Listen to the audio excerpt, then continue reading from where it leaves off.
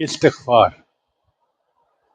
چونکہ اس قسم کی جو آزمائشیں ہوتی ہیں یہ دو طرح سے آتی ہیں، ایک گناہوں کے وبال کی وجہ سے اور ایک درجات کو بلند کرنے کی وجہ سے. انبیاء کرام اور اولیاء کرام کے درجات بلند ہوتے ہیں، ان کے لیے یہ آزمائشیں درجات کو بلند کرنے کے لیے آتی ہیں، اور ہم عوام الناس ہمارے اوپر یہ ہمارے گناہوں کا وبال بن کے آتی ہیں. اس لیے اس کا ایک حل ہے کہ اللہ کے سامنے استغفار کیا جائے. اللہ کا قرآن عظیم الشان میں وعدہ ہے، اللہ تعالیٰ ارشاد فرماتے ہیں استغفروا ربکم انہ کان غفارا. اللہ کے سامنے استغفار کرو، وہ گناہوں کو بخشنے والا ہے. یرسل السماء علیکم مدرارا، تمہارے اوپر بارشوں کو برسائے گا. ویمددکم باموال، اور اللہ مال کے ذریعے سے تمہاری مدد کرے گا. کتنا واضح الفاظ میں اللہ فرما رہے ہیں کہ اگر تم استغفار کرو گے تو میں تمہارے مال کے ذریعے سے مدد کروں گا. وبنین، اور بیٹے دے کے تمہاری مدد کروں گا. ویجعل لکم جنات، اور تمہارے لیے باغ ہوں گے، ان کے پھل بہتر ہو جائیں گے. تمہیں اللہ تعالیٰ باغوں میں زیادہ پھل دیں گے، تمہاری دکانوں کی آمدنی بڑھ جائے گی. ویجعل لکم انہارا، اور اللہ تمہیں پانی کے زمین سے چشمے جاری عطا فرمائیں گے. یہ سب نعمتیں استغفار سے ملتی ہیں. لہذا پہلے نمبر پہ ہمیں چاہیے کہ ہم کثرت سے استغفار کریں، اور یہ استغفار برائے نام نہیں ہونا چاہیے، دل سے اپنے گناہوں پہ شرمندہ ہوں اور استغفار کر رہے ہوں. رابعہ بصریہ فرماتی تھیں استغفارنا یحتاج الی استغفار، کہ ہمارا استغفار اس قابل ہے کہ اس کے اوپر استغفار کیا جائے کہ یا اللہ اتنی غفلت کے ساتھ ہم بات کر رہے ہیں، تو دل کی ندامت کے ساتھ اگر ہم گناہوں پہ استغفار کریں گے تو اللہ کے دروازے کھول دیں گے. کیونکہ اللہ رب العزت کا قرآن عظیم الشان میں یہ وعدہ ہے. اس کو کہتے ہیں استغفار. استغفر اللہ ربی من کل ذنب واتوب الیہ. قرآن مجید میں اللہ رب العزت نے حکم فرمایا واستغفر اللہ، استغفار کرو. ہمارے اکابر یہ معمول بتاتے ہیں روزانہ، استغفر اللہ ربی من کل ذنب واتوب الیہ. اس کو دن میں کم از کم 100 مرتبہ صبح، 100 مرتبہ شام. زیادہ وقت ہو تو 200 مرتبہ بھی پڑھ سکتے ہیں. مگر جب پڑھ رہے ہوں تو ذرا اپنے گناہوں پر ندامت بھی دل میں محسوس کریں. یہ نہ ہو کہ زبان پہ استغفار چل رہا ہے اور دن میں گناہوں کے خیال چل رہے ہیں. رابعہ بصریہ رحمۃ اللہ علیہ فرماتی تھی استغفارنا یحتاج الی استغفار، کہ ہم ایسا استغفار کرتے ہیں کہ اس کے اوپر ہمیں استغفار کرنے کی ضرورت ہے.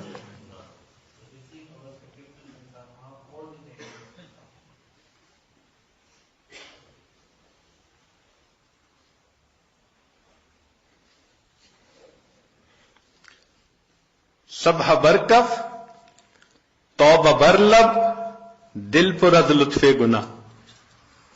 ہاتھ میں تسبیح، زبان پہ توبہ، اور دل گناہ کی لذت میں پڑا ہوا ہے.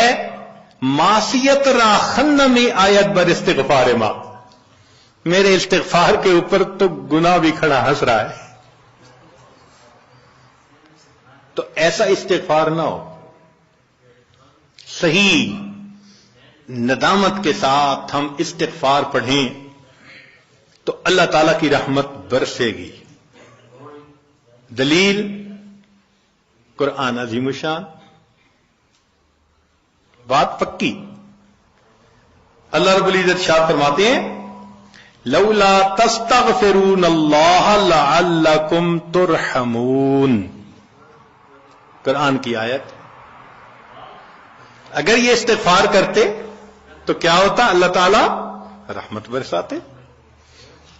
تو اس کا مطلب ہے یہ گارنٹیڈ بات ہے کہ استغفار کرنے سے اللہ تعالیٰ کی رحمت برستی ہے، انسان کے روح کو غذا ملتی ہے.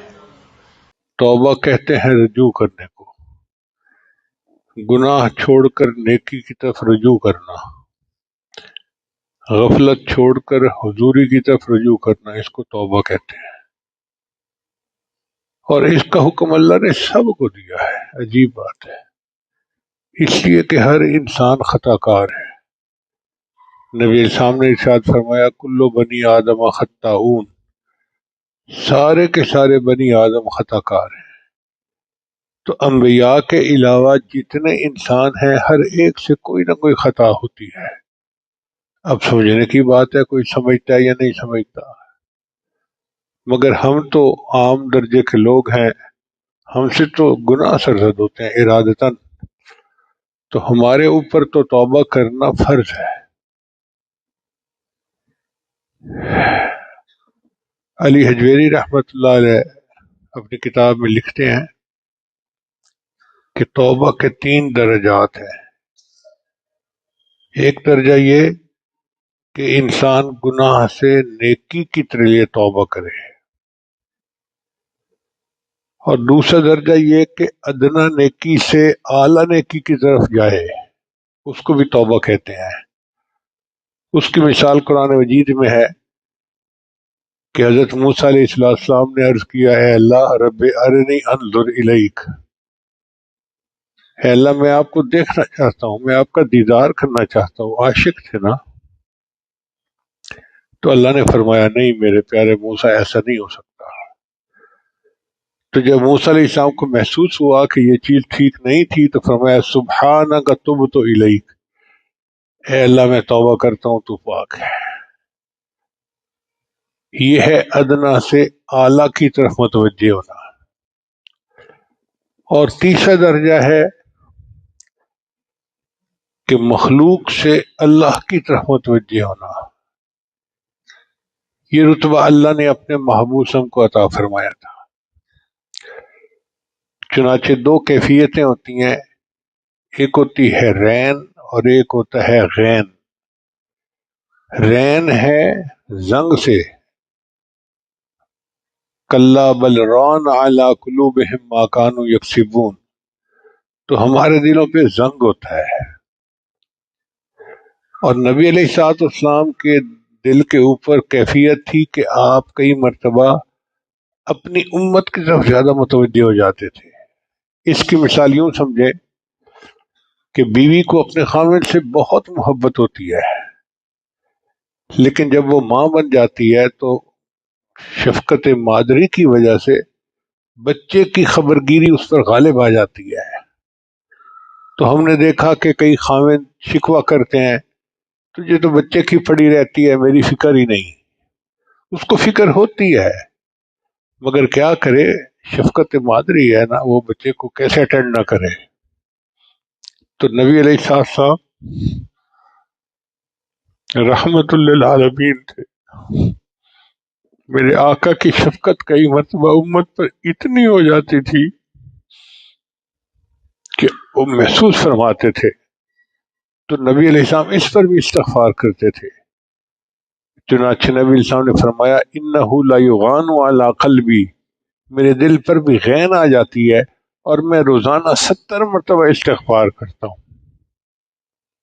اب آپ اندازہ لگائیے کہ وہ ہمارے محبوب صلی اللہ علیہ وسلم جو معصوم تھے وہ بھی 70 مرتبہ استغفار کرتے تھے، ہمیں تو اور بھی زیادہ کرنا چاہیے۔ اور ان کو بھی اللہ تعالیٰ استغفار کا حکم فرماتے ہیں۔ چنانچہ ارشاد فرماتے ہیں اذا جاء نصر اللہ والفتح ورأيت الناس يدخلون في دين الله افواجا فسبح بحمد ربك واستغفر، اے میرے محبوب اللہ کی تسبیح بیان کیجیے اور استغفار کیجیے۔ اللہ اکبر کبیرہ۔ اس کا مطلب یہ کہ ہمیں سے ہر بندے کو توبہ کرنی ہے، استغفار کرنا ہے، ہر بندے کو جو بھی ہے۔ اور توبہ کی توفیق بھی اللہ دیتے ہیں۔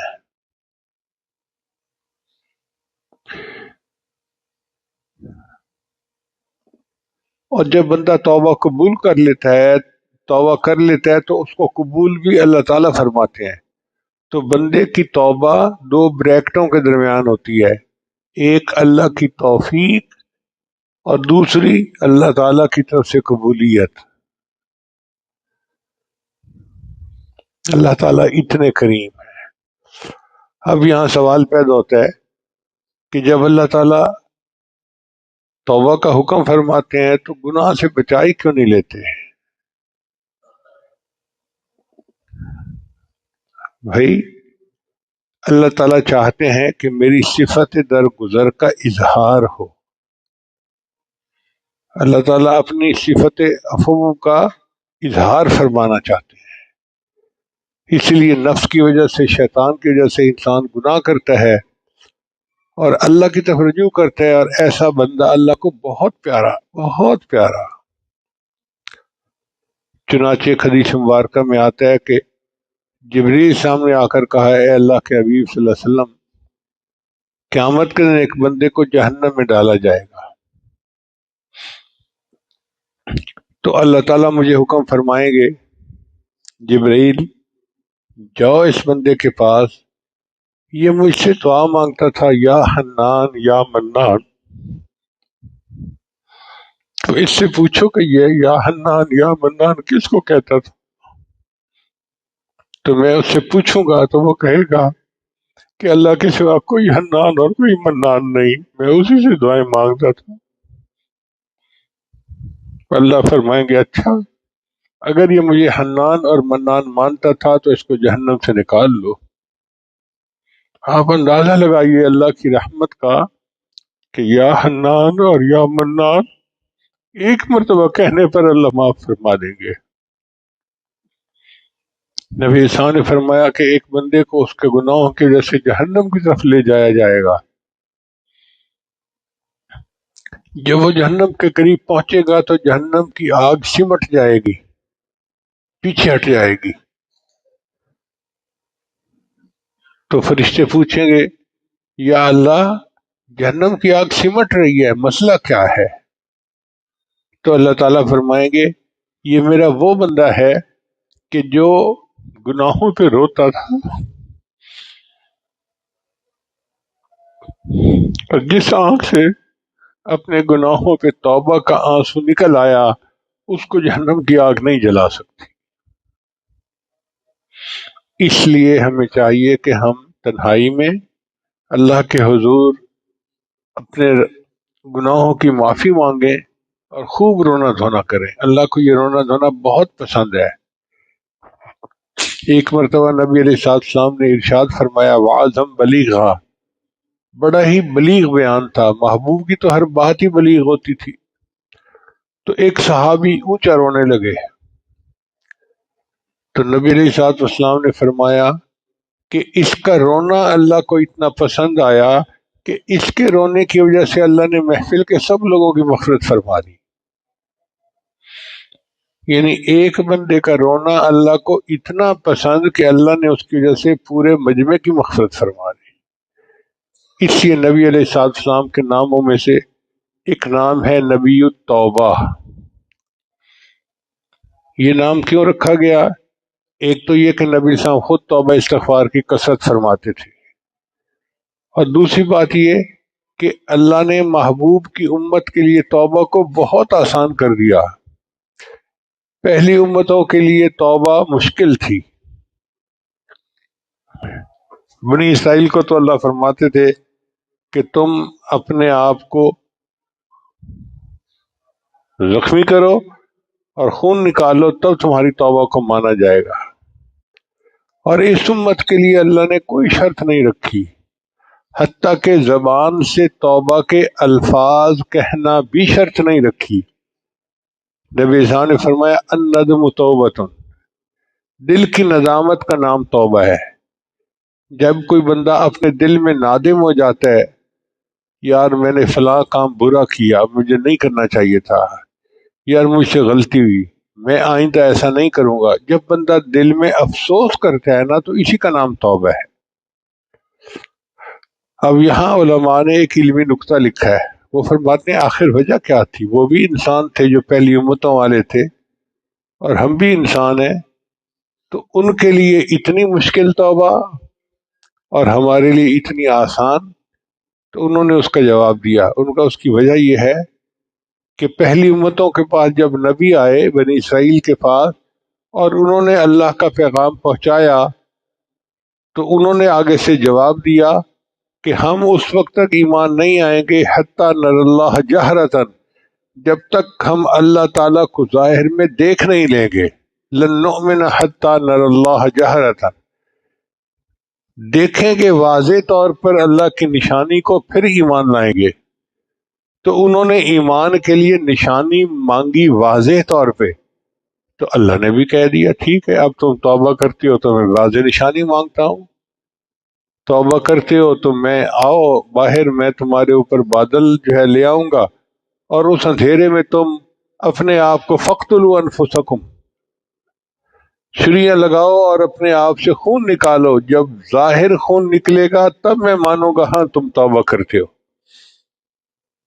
اور اس امت کو اللہ تعالیٰ نے رحمت فرمائی کہ جب نبی علیہ السلام نے اللہ کا ایمان پیش کیا تو انہوں نے کوئی دلیل نہیں مانگی.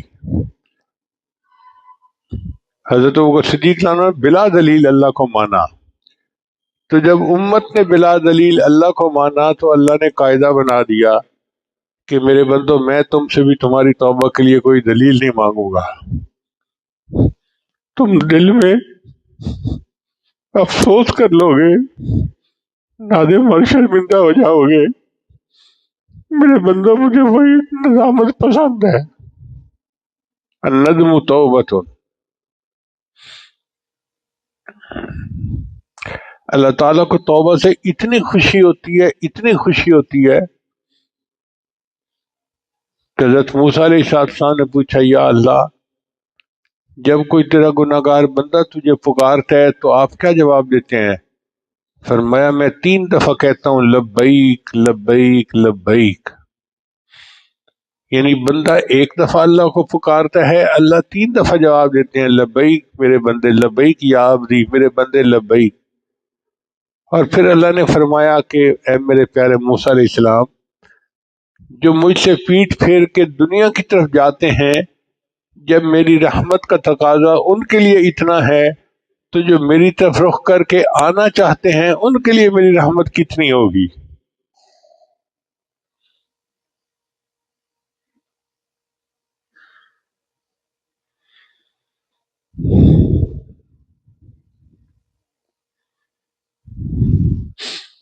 چنانچہ حدیث مبارکہ میں نبی علیہ السلام نے ایک واقعہ سنایا کہ ایک آدمی اونٹنی پہ جا رہا تھا صحرا میں چاروں طرف ریت ہوتی ہے میلوں تک، نہ پانی ہوتا ہے نہ ٹھکانہ ہوتا ہے، اور ایک مشکل سفر ہوتا ہے. تو راستے میں ایک جگہ اس کو تھکاوٹ ہوئی تو وہ نیچے اتر آیا اونٹنی سے اور تھوڑی دیر کے لیے سو گیا. جب اٹھا تو دیکھا کہ اس کی اونٹنی غائب ہے. اب کیا پتا اونٹنی کہاں ہے، وہ کبھی دائیں بھاگتا ہے کبھی بائیں بھاگتا ہے، کبھی آگے کبھی پیچھے، اونٹنی کا سراغ نہیں ملتا. اس کو یقین ہو گیا کہ اب موت سامنے ہے. آپ اندازہ لگا سکتے ہیں نا کہ ایک بندے کے اوپر کتنی مایوسی ہوتی ہے. جیسے شام کے وقت میں کشتی سمندر میں اکیلی ہو تو مسافروں کا حال ہوتا ہے، اس بندے کا یہی حال تھا. چنانچہ اس کیفیت میں تھکا ہوا تھا، دوبارہ اس کو اونگ آ گئی. کہتے ہیں نا کہ نیند جو ہے وہ تو سولی پہ بھی آ جاتی ہے. اب جب وہ اٹھا تو اس نے دیکھا اونٹنی پاس کھڑی ہے،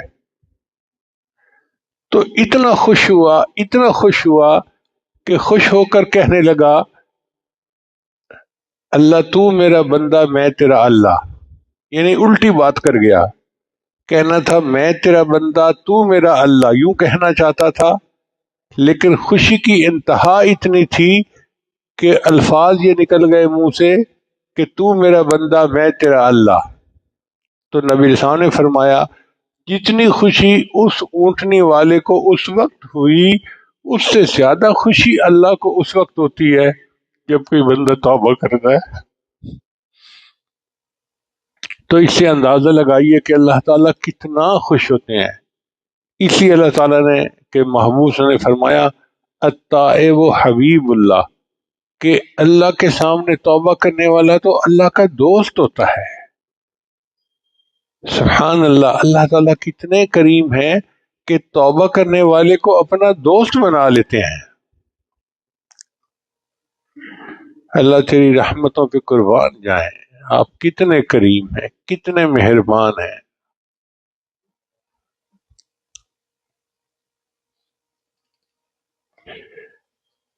اب اس توبہ کے لیے اللہ نے صحابہ کو حکم دیا کہ نبی علیہ السلام کے پاس آؤ اور آ کر توبہ کرو۔ صحابہ خود بھی توبہ کر سکتے تھے، مگر اللہ تعالیٰ ایک عمل کو امت میں جاری فرمانا چاہتے تھے۔ چنانچہ اللہ نے ارشاد فرمایا وَلَوْ أَنَّهُمْ إِذْ ظَلَمُوا أَنفُسَهُمْ جَاءُوكَ، اگر ان لوگوں نے اپنی جانوں پہ ظلم کیا تھا تو ان کو چاہیے تھا کہ یہ آپ کے پاس آتے، فاستغفر اللہ کے سامنے استغفار کرتے، واستغفر لهم الرسول، اور اللہ کے رسول بھی ان کے لیے استغفار کرتے، لوجد اللہ تواب الرحیم، تو یہ اللہ کو تواب اور رحیم پاتے ہیں۔ تو صحابہ کرام کو حکم دیا گیا کہ تم آؤ نبی علیہ السلام کے پاس اور آ کر توبہ کرو۔ اب یہ عمل صحابہ نے نبی علیہ السلام سے کیا، اور پھر یہ امت صحابہ سے تابعین نے کیا، اور چلتے چلتے یہ عمل آج بھی دنیا میں موجود ہے۔ یہ جو بیعت کی جاتی ہے نا سلوک میں، یہ اصل میں بیعت توبہ ہی ہے۔ اور عزیز طلباء، ایک عجیب بات ہے کہ جیسے حدیث کی ایک سند ہوتی ہے نا، اگر سند نبی علیہ السلام تک پہنچ جائے تو وہ حدیث بہت مضبوط ہو جاتی ہے۔ کچھ اعمال ہیں جن کی سند نبی علیہ السلام تک پہنچتی ہے، یہ توبہ کا عمل بھی انہی اعمال میں سے ہے۔ ہم اپنے شیخ کے ہاتھ پہ توبہ کرتے ہیں، انہوں نے اپنے شیخ کے ہاتھ میں، اور یہ سلسلہ اوپر چلتے چلتے صدیق اکبر تک پہنچتا ہے، اور انہوں نے نبی اسلام کے ہاتھوں پر بیعت کی تھی۔ تو ہمیں خوشی اس بات کی ہے کہ اللہ نے ہمیں ایک ایسے عمل کی توفیق عطا فرمائی جس کی سند متصل ہے، اور اس کی وجہ سے توبہ اللہ جلدی قبول فرما لیتے ہیں۔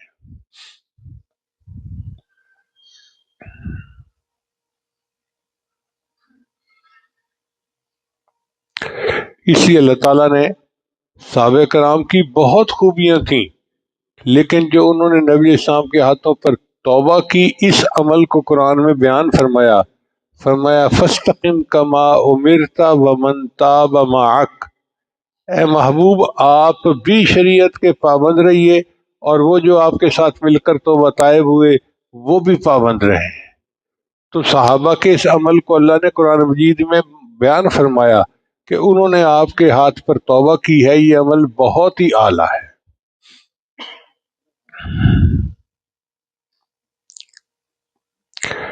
تو نبی علیہ الصلوۃ والسلام کے ناموں میں ایک نام ہے نبی التوبہ، اور اللہ تعالیٰ کے ناموں میں سے ایک نام ہے التواب، توبہ کو قبول کرنے والا۔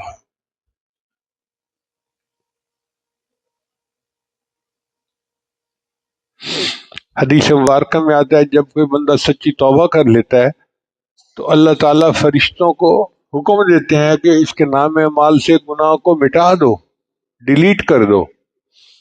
تو نام اعمال سے بھی گناہ مٹا دیا جاتا ہے، زمین کے جس ٹکڑے پر اس نے گناہ کیا تھا اس ٹکڑے کو بھی بھلا دیا جاتا ہے، جو نگران فرشتے تھے کرامن کاتبین ان کو بھی بھلا دیا جاتا ہے، آسمان کو بھی بھلا دیا جاتا ہے، حتیٰ کہ اس بندے کے گناہ پر گواہی دینے والا قیامت کے دن کوئی بندہ نہیں ہوگا، اس لیے کہ اس نے توبہ کی۔ التائب من الذنب کمن لا ذنب لہ، گناہوں سے توبہ کرنے والا ایسے ہو جاتا ہے جیسے اس نے گناہ کیا ہی نہیں ہے۔ تو جب اللہ تعالیٰ کی اتنی رحمت ہے کہ اللہ تعالیٰ بندے کے گناہوں کو اس طرح معاف کرتے ہیں، تو ہمیں چاہیے کہ ہم صبح و شام توبہ کریں۔ صبح توبہ ہے، شام توبہ ہے، میرے لب پہ مدام توبہ ہے، ہر وقت ہی توبہ کرتے رہے، اللہ سے معافیاں مانگتے رہے، اور کبھی بھی اپنے اچھے کام پہ فخر نہ کرے، اترائے نہیں، اپنے آپ کو نیک نہ سمجھے، اگر سمجھا تو شیطان فائدہ اٹھا جائے گا۔ اس لیے شیطان اس کوشش میں لگا رہتا ہے کہ بندہ توبہ نہ کرنے پائے۔ ذہن میں پتہ کیا ڈالتا ہے؟ ہاں اگر تم توبہ کر بھی لو تو پھر تم نے گناہ تو پھر کرنا ہی ہے۔ بھئی کیوں کرنا ہے؟ اللہ کی طرف سے قبولیت ہو گئی تو اللہ حفاظت فرما لیں گے۔ بس جب توبہ کر رہے ہیں اس وقت دل میں پکی نیت ہونی چاہیے کہ میں نے اب گناہ نہیں کرنا، چاہے اس کے بعد 1000 دفعہ ہو جائے، وہ توبہ کے منافی نہیں ہے۔ بس دل میں ہو کہ میں نے توبہ کر لی، اب میں نے گناہ نہیں کرنا، اس امید کے ساتھ توبہ کریں۔ بزرگوں نے لکھا ہے کہ اے دوست،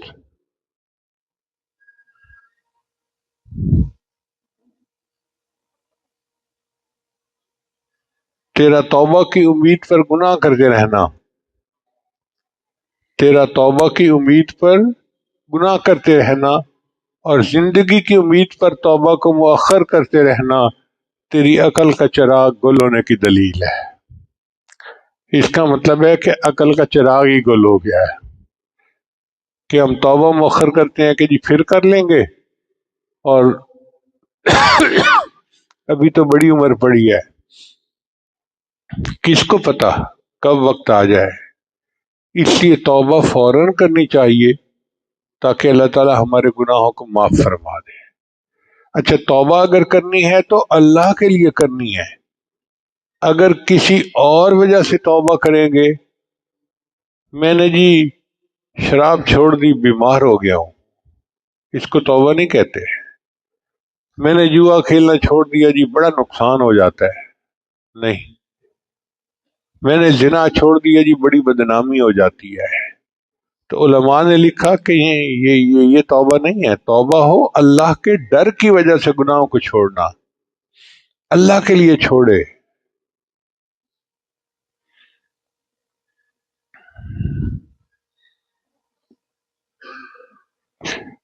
کچھ گناہ ایسے ہیں کہ جو اتنے برے نہیں، مگر گناہ کے بعد کچھ کام بندہ ایسا کرتا ہے جو اور برے ہوتے ہیں۔ مثال کے طور پر گناہ کر کے خوش ہونا، خوشی منانا کہ میں نے بڑے کامیابی سے فلاں گناہ کیا، اللہ نے کسی کو پتہ نہیں چلنے دیا، یہ گناہ سے بڑا گناہ ہے۔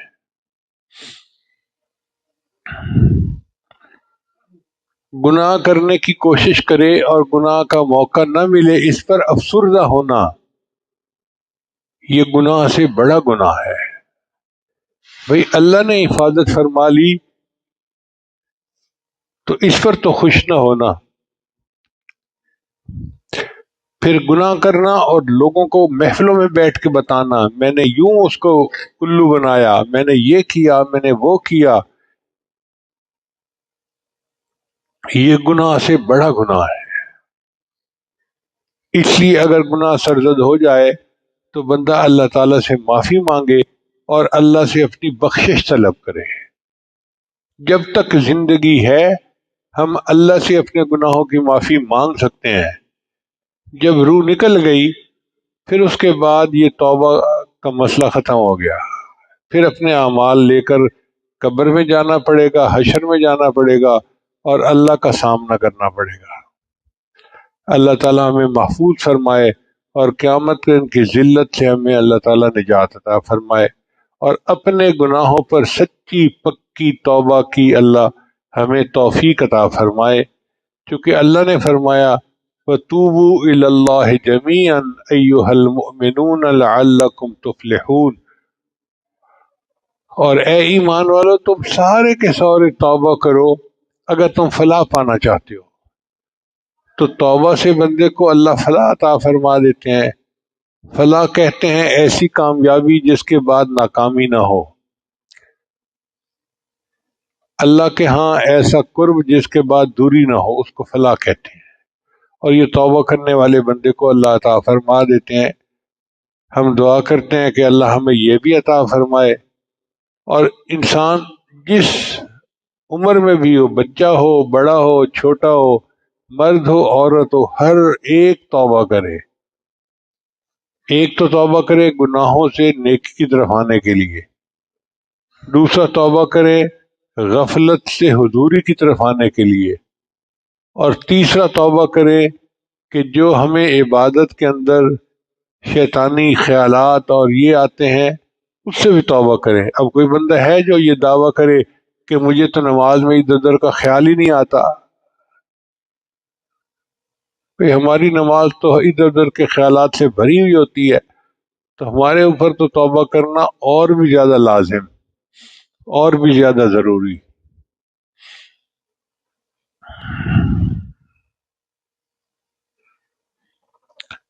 کتابوں میں واقعہ لکھا ہے کہ ایک لوہار تھا مصر کا، وہ بٹی میں لوہا ڈالتا تھا اور لوہا سخت گرم ہوتا تھا، سرخ، تو وہ اس کو ہاتھ سے پکڑ لیتا تھا، آگ اس کے ہاتھ کو نہیں جلاتی تھی۔ تو ایک بندہ اس کے پیچھے پڑ گیا، اس نے کہا کہ مجھے بتاؤ راز کیا ہے۔ اس نے کہا کیا بتاؤں؟ ایک مرتبہ میرے پاس کوئی عورت آئی، اس کو قرضہ چاہیے تھا، عورت خوبصورت تھی۔ میں نے اسے کہا کہ بھائی میں تمہارا کام کر دیتا ہوں، تم میرا کام کر دو۔ وہ بیوہ تھی اور بچے تھے، وہ واپس چلی گئی، کہتے نہیں میں یہ کام نہیں کر سکتی۔ کہتی ہے کہ کچھ دنوں کے بعد پھر دوبارہ آئی، کہنے لگی کہ میں بہت پریشان ہوں، میرے بچے بھوکے ہیں اور مجھ سے ان کی بھوک برداشت نہیں ہوتی، ماں تھی نا آخر، تو مجھے قرضہ دے دو۔ کہتے ہیں میں نے پھر وہی شرط رکھی کہ میں تمہیں قرض دیتا ہوں تو میری خواہش کو پورا کرو، تو مجبوراً اس نے ہاں کر دی۔ کہتے میں نے اس کو پیسے دے دیے اور میں اسے ایک ایسی مکان میں لے گیا جہاں پہ میں اپنی خواہش پوری کر سکتا تھا۔ جب میں اس کے قریب ہوا تو وہ عورت کانپنے لگی۔ میں نے پوچھا کیوں؟ میں نے تمہیں پیسے دیے تھے اور تم اپنی مرضی سے آئی ہو، کانپ کیوں رہی ہو؟ اس نے کہا میں نے زندگی میں یہ گناہ کبھی نہیں کیا، بس اب مجبوری تھی بچوں کی جس وجہ سے میں نے ہاں کر دی، میں اب بھی اللہ سے ڈرتی ہوں، تم بھی اللہ کے حکم کی خلاف ورزی نہ کرو۔ کہنے لگے میرے اوپر اللہ کا ڈر غالب آیا اور میں نے اسے کہا کہ اچھا چلو ٹھیک ہے، اگر تم اتنا ڈرتی ہو تو میں بھی گناہ نہیں کرتا، اور جو پیسے میں نے دیے تھے وہ میں نے پیسے تمہیں دے دیے، وہ تم لے جاؤ اور چلی جاؤ یہاں سے۔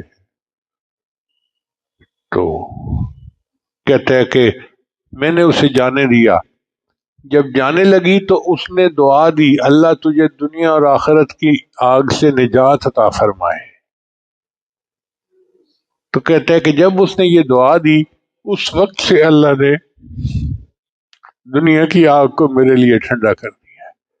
میں آگ میں سے گرم لوہا نکالتا ہوں، وہ میرے ہاتھ کو اس لیے نہیں جلاتی کہ مجھے اس نے دعا دی ہوئی تھی۔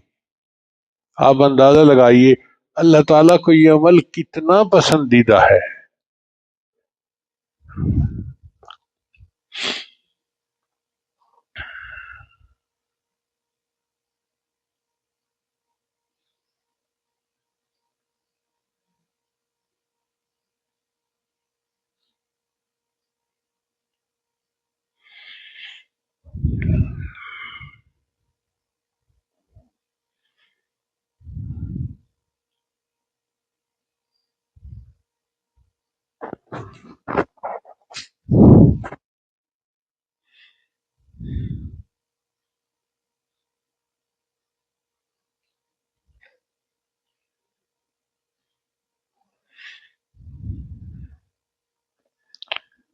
وآخر دعوانا ان الحمد للہ رب العالمین۔ بہت سارے احباب توبہ کے لیے تشریف لاتے ہیں، پیغام بھیجتے ہیں جی کہ کلمات ضرور پڑھا دیا کریں۔ سچے دل کے ساتھ یہ کلمات ساتھ ساتھ پڑھتے جائیے۔ پڑھیے بسم اللہ الرحمن الرحیم،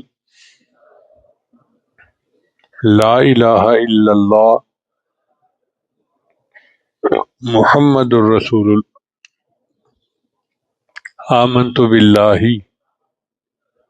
وملائکتہ وکتبہ ورسلہ والیوم الآخر والقدر خیرہ وشرہ من اللہ تعالی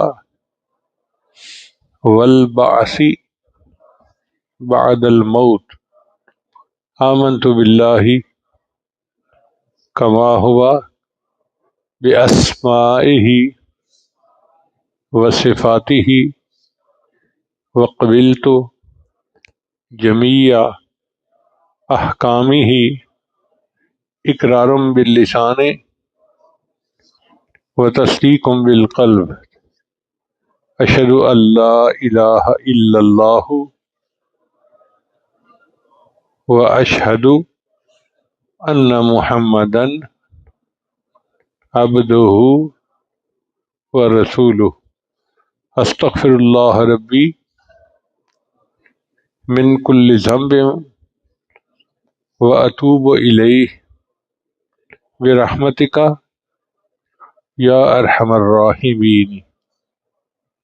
ان کلمات کو پڑھنے سے ہم تو بتائے ہو چکے ہیں، چند معمولات ہیں جن کو باقاعدگی سے کریں گے تو اللہ تعالیٰ دل کو منور فرمائیں گے۔ پہلا عمل ہے 100 مرتبہ استغفار صبح و شام پڑھنا، استغفر اللہ ربی من کل ذنب واتوب الیہ۔ اور دوسرا عمل ہے 100 مرتبہ درود شریف صبح و شام پڑھنا، اللہم صلی علی سیدنا محمد وعلی آل سیدنا محمد وبارک وسلم۔ تیسرا عمل ہے قرآن مجید کی تلاوت روزانہ کرنا، اگر ایک پارہ تلاوت کرے تو بہت اچھا، مشکل ہو تو آدھا پارہ صحیح۔ جو بالکل مشکل میں پڑھتے ہیں وہ ایک رکوع پڑھیں، مگر پڑھیں ضرور۔ اور بہتر یہ ہے کہ سورہ یاسین کو یاد کر لیا جائے، چھوٹی سی سورت ہے، اور اس کو صبح شام پڑھ لیں۔ نبی صاحب نے ارشاد فرمایا ہر چیز کا ایک دل ہوتا ہے، اور قرآن مجید کا دل سورہ یاسین ہے۔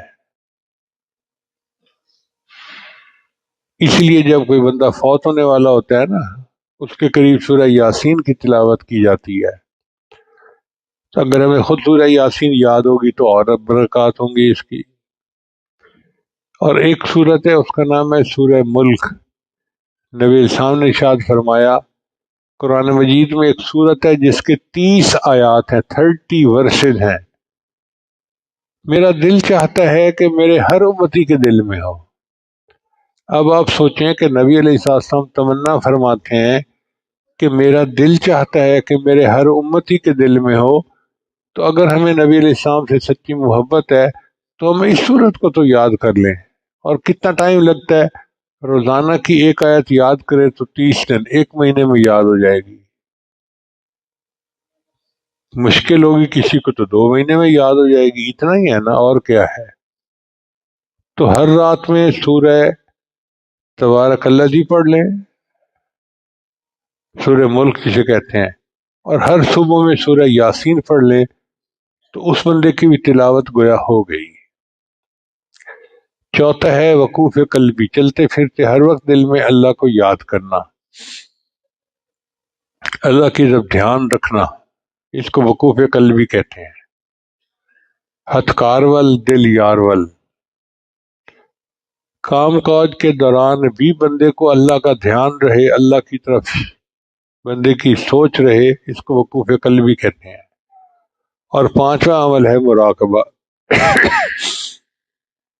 مراقبہ جو ہے وہ تمام معمولات کا لب لباب اور نچوڑ ہے۔ طریقہ بڑا آسان ہے، جب صبح شام نماز پڑھ کے فارغ ہوں تو تھوڑی دیر کے لیے اللہ سے لو لگا کے بیٹھ جائیں کہ اللہ کی رحمت آ رہی ہے، دل میں سما رہی ہے، دل کی ظلمت اور سیاہی دور ہو رہی ہے، اور میرا دل کہہ رہا ہے اللہ اللہ اللہ، دل بول رہا ہے میں سن رہا ہوں۔ اب کچھ نوجوان سوچیں گے کہ جی تسبیحات تو بتائی نہیں گئی، بھئی تسبیحات کی ضرورت ہی کیا ہے؟ جب یہ اعمال کریں گے تو دل میں اللہ کی محبت بڑھے گی۔ آپ تسبیحات مسنون اعمال اپنی محبت سے کریں گے۔ ڈاکٹر جو ہے نا وہ دوائی دیتا ہے، اس کو پتہ ہوتا ہے کہ جب دوائی دوں گا اور یہ صحت مند ہوگا تو کھانا خود کھائے گا۔ اسی طرح یہ اعمال ایسے ہیں کہ جن کو ہم کریں گے تو روحانی صحت ملے گی، اور پھر اعمال ہم اللہ کی محبت میں، نبی اسلام کی محبت میں خود کریں گے۔ اللہ تعالیٰ ہمیں پوری زندگی نبی اسلام کی ایک ایک سنت پر عمل کرنے کی توفیق عطا فرمائے۔ ہمارا یہ تجربہ ہے کہ وقوف قلبی کے لیے مسنون دعائیں بہت اعلیٰ ہیں، عجیب۔ میں تو کئی مرتبہ مسنون دعائیں پڑھتا ہوں نا تو سوچتا ہی رہتا ہوں کہ اگر نبی علیہ السلام نے ہمیں یہ دعائیں نہ سکھائی ہوتی تو ہماری تو عقل ہی نہ ادھر جاتی، سوچ ہی نہ جاتی۔ یہ تو نبی علیہ السلام کا ہمارے اوپر احسان ہے کہ انہوں نے دعائیں سکھا کر ہم پر فضل فرما دیا، ہم پر احسان کر دیا۔ تو طلباء خصوصی طور پر مسنون دعاؤں کو یاد کریں اور ہر دعا کو پڑھنے کی پابندی کریں، لازم سمجھیں۔ شرعاً یہ لازم نہیں ہے لیکن محبت کے میدان میں لازم ہے۔ ایسے کریں جیسے لازم ہوتی ہے کوئی چیز۔ اس کی وجہ سے اللہ تعالیٰ غفلت سے بچا لیں گے اور اپنے قریب فرما لیں گے۔